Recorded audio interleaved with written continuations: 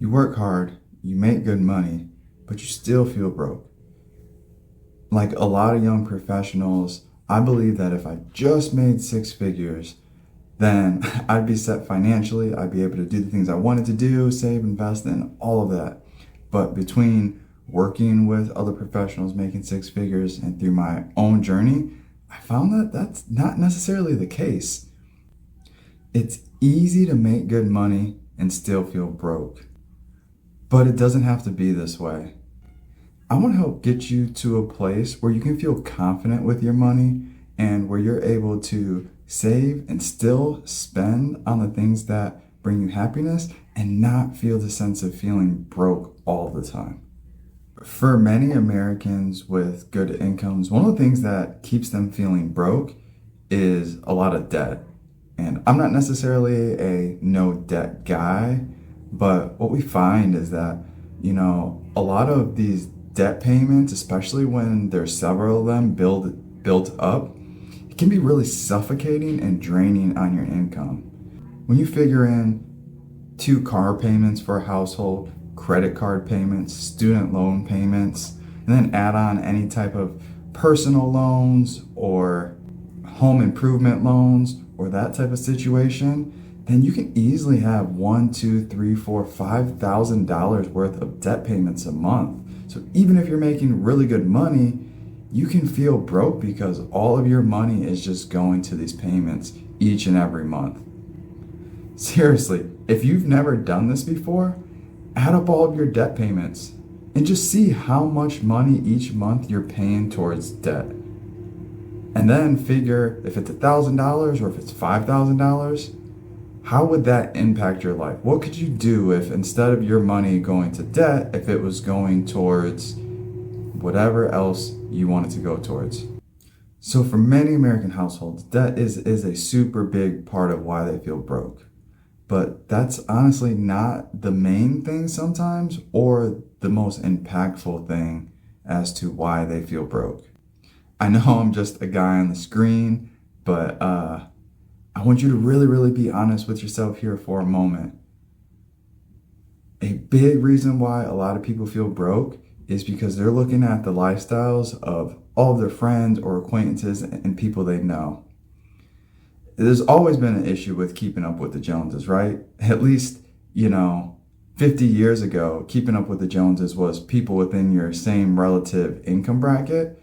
Now we have to keep up with the Joneses and the Johnsons and the Jeffreys because we're seeing everything online. We're seeing what billionaires are spending their money on. We're seeing what our cousin across the U.S. is spending their money on. We're seeing what all of our friends and everybody is spending all their money on. And we feel like we're missing out if we don't have all of what everybody else has.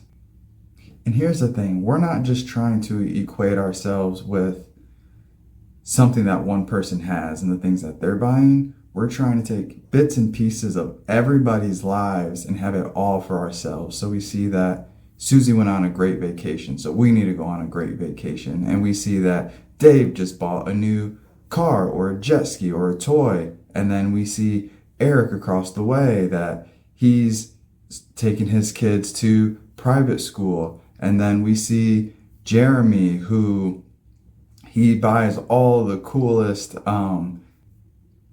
electronics and gadgets. And of course, there's Stacy down the road who always has new clothes. And we see all of these bits of people's lives. And then we think that we have to have all of the bits of people's lives that people have. And what happens is it just makes you feel broke all the time because either one, if you don't have it, you feel like you're just missing out, or you buy all of the things and then you really are broke because you don't have the extra money because it's going towards vacations and going out to eat and clothes and all of the things that everybody else has.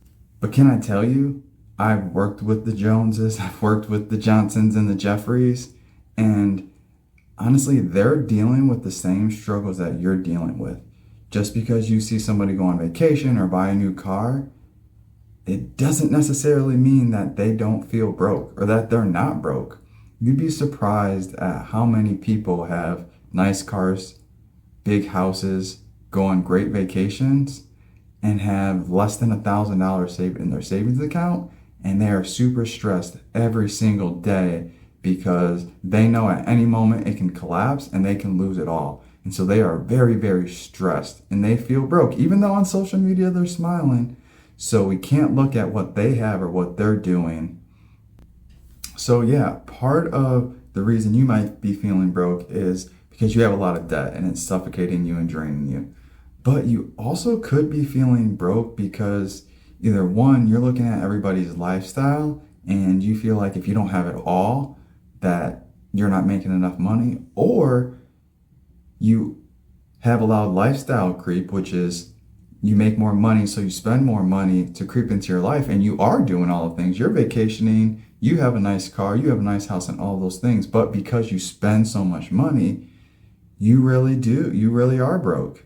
You might not believe me, but there is a better way to live. One that's more freeing, one that still allows you to spend money and save, and one that allows you to prioritize your money in a way that it actually brings happiness rather than brings all of this stress and brings this feeling of being broke.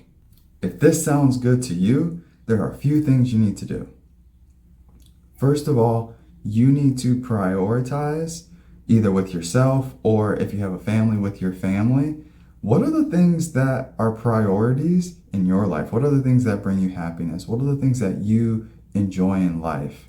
The reason this is an important step is because this is going to help you dictate where your money is going. It's going to help you spend money on the things that actually bring joy and happiness in life. And it's going to allow you to cut away some of the stuff that you might spend money on that really doesn't bring any type of freedom or happiness or joy into your life.